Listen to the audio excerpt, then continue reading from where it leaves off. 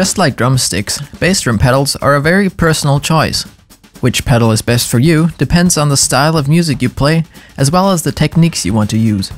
We tested 14 different single bass drum pedals, ranging from 90 to 359 euros, in order to provide an objective comparison.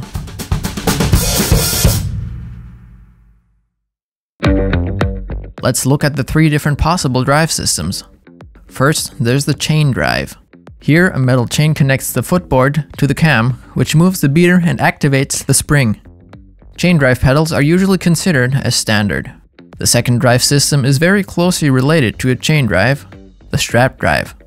Here, a nylon strap is used instead of a chain. This reduces mass and gives the pedal a more fluid feel without reducing durability. Lastly, you have the direct drive pedal. In this case, a lever system replaces the cam and chain. This makes it impossible for the board to lift up without moving the cam. That solid connection of the 2 parts enables fast playing and makes a direct drive pedal popular with metal drummers. You should note that some companies sell different variations of the same pedal. DW sells the 5000 series pedal with 3 different boards. One version has a longer and one has a narrower board than the standard version. Also, you can choose between single or double chain. Single chains are lighter, which corresponds with a narrower and therefore lighter board of the pedal on the right. Double chains are more durable but heavier. The longer board of the pedal on the left gives you more options where you can place your foot on the pedal, and is also a good choice if you have a shoe size above average. You can choose between different cams too. A round cam provides a linear relationship between board and beater movement. An eccentric cam gives the beater some extra acceleration towards the end of the stroke, but also makes the beater return feel more sluggish. In order to make the comparison as fair as possible, we decided to stick with the chain drive, although some of the pedals we tested are also available as strap or direct drive. To give you the best possible impression of every pedal, we took a closer look at the adjustability, the surface and length of the footboard, and small details such as protective rubber pads on the hoop clamps or a felt insert inside of the spring to reduce noise. We also checked the overall playing feel and build quality. We started our tests with a PDP Concept pedal. This pedal has adjustable spring tension and beater angle. However, you cannot adjust the board height independently from the beater angle. It has a round cam and a smooth and long footboard, but its surface actually feels quite rough. Also, no instructions were included. There was no rubber protection on the hoop clamp, and the spring produced noise due to no felt insert being installed inside. The playing feel is good and well balanced, despite the small amount of adjustability. The second pedal is a Gibraltar 6711S.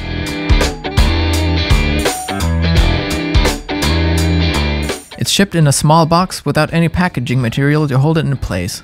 Just like the PDP pedal, adjustability is limited to beater angle and spring tension, but the standard size board and round cam make it feel good. Unfortunately, the hoop clamp, having no rubber protection at its lower bearing points, is tightened by a drum key screw on the side, which is located very close to the spring tension adjustment and hard to reach. It is one of only 2 pedals in the test, with only Velcro strips underneath the board and no rubber surface at all. All in all, this is a solid pedal. Next comes the only pedal with a matte black finish. The Mapex Armory 800 comes with some cool extras, such as a double pedal bag and additional beater weights. However, beater angle and footboard height aren't adjustable independently, and the footboard hinge has quite a lot of play. This and having no felt insert inside of the spring will create noise while playing. There is also no rubber plating on the lower bearing points, but it still plays nicely. Next up is the first Sonar pedal.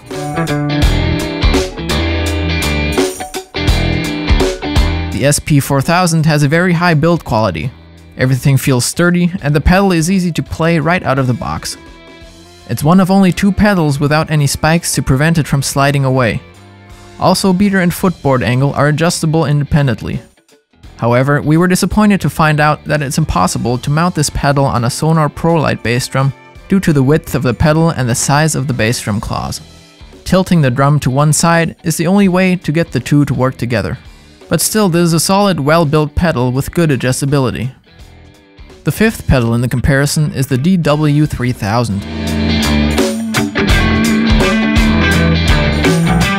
DW3000 is a very solid and heavy pedal, both in terms of actual weight and playing feel. The adjustability is limited to spring tension and beater angle. The spring has no felt insert, but the tension adjustment is locking itself. The hoop clamp features a thumb screw for fine adjustability, but no rubber plating at all. Also, this one is a second pedal overall, with only Velcro strips and no rubber plating underneath. Let's step up in price with a Mapex Falcon PF1000.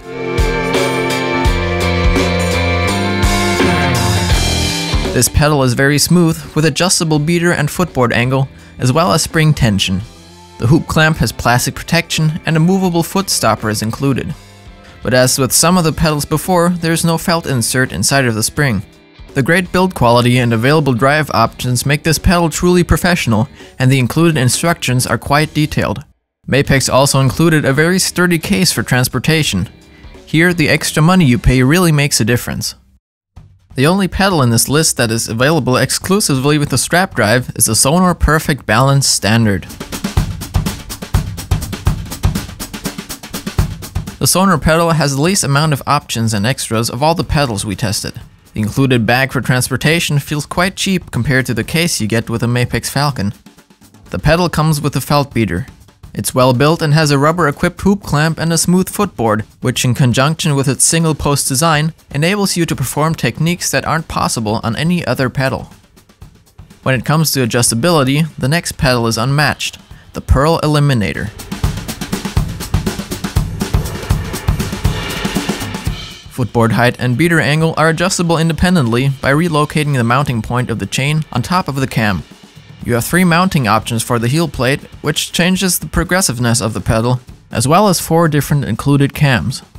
The beater has 4 different sides which will produce different sounds, and the footboard has movable rubber inserts in order to prevent your foot from sliding, but they can also be removed.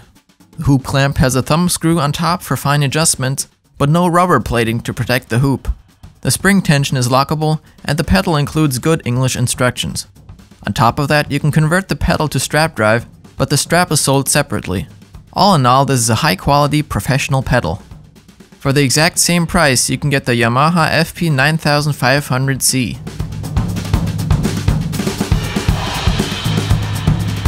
This pedal is quite compact and light, both in terms of weight and playing feel. The included instructions are detailed and multi-language. It also comes with an optional strap. The beater angle, footboard height, and spring tension are adjustable, but not the round cam. Also, the spring tension adjustment is lockable. All in all, this is a smooth and solid pedal. However, compared to the Pro Eliminator, you get less adjustability and a slightly less durable bag for the same amount of money. Next, we have a Gibraltar 9711GS.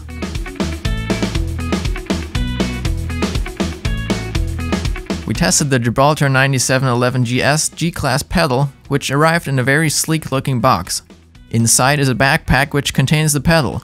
It has a single post design and is very heavy and perhaps a bit clumsy. The spring tension adjustment is done by turning a wheel at the bottom of the post. However, the teeth make it almost painful to adjust. Also, the spring produces unwanted noises when rocking back and forth. The cam is adjustable, but in our case, the chain was pulling at an angle. Board height and beater angle are adjustable independently, and the beater even has slots for magnetic weights. Unfortunately, ours weren't included. Beneath the smooth board, there's a lever system that mounts the pedal to the hoop. It has teeth to hold it in place and a button to release it. But that button is located where you need to push to activate the clamp, which makes mounting difficult. On top of that, a plastic piece broke off on the second time mounting the pedal. All in all, this pedal has good features, but also has too many problems, especially for the price. As seen in the beginning of the video, the next pedal is sold in many configurations. The DW5000 is a very popular pedal. It has adjustable and lockable spring tension and beater angle. It also includes a very heavy beater. For €239, it was quite disappointing to see that the pedal is shipped in a cardboard box without any packaging material for protection. In that price range, pedals usually include pedal cases. The hoop clamp is fully rubber protected and all 3 bearing points are movable. The pedal generally feels quite powerful when played. Despite the lack of adjustability, the quality of the pedal is very high. Next is one of the more expensive high-end pedals. The Yamaha FP9C is very well made and has a lot of adjustability. Beater weight, beater angle, footboard height, cam and lockable spring tension. The adjustable screw is pointing towards the player, which makes it easy to reach. The board itself is smooth and quite large, but not that heavy. A strap is included and the pedal feels well balanced and can be tuned for a heavier or lighter feel out of the box. The bottom plate and hoop clamp are rubber equipped. The only negative point is that the beater is black, which, although it looks cool, leaves a black spot on any coated bass drum head. In the end, it is safe to say that you get your money's worth with this solid pedal. In the same price range, we also tested the Pearl Demon chain pedal. This pedal has a single post design and a smooth footboard, which can be played as a standard sized board with a heel plate or a long board with a short heel plate. This will completely change the playing feel. Everything you need for a conversion is included and very easy to do if you follow the instructions. Beater angle and footboard height are independently adjustable, as well as the lockable spring tension. The beater is black and made of felt, which, just like with a Yamaha, leaves a black spot on coated bass drum heads. All the built-in ball bearings make the pedal action very smooth. The convertible footboard feature makes the pedal stand out. Its closest competitor is probably the Yamaha FP9C. Because the two are similar in price and quality, it's only a matter of which one you prefer. Lastly, let's look at the most expensive single pedal we tested, the DW9000.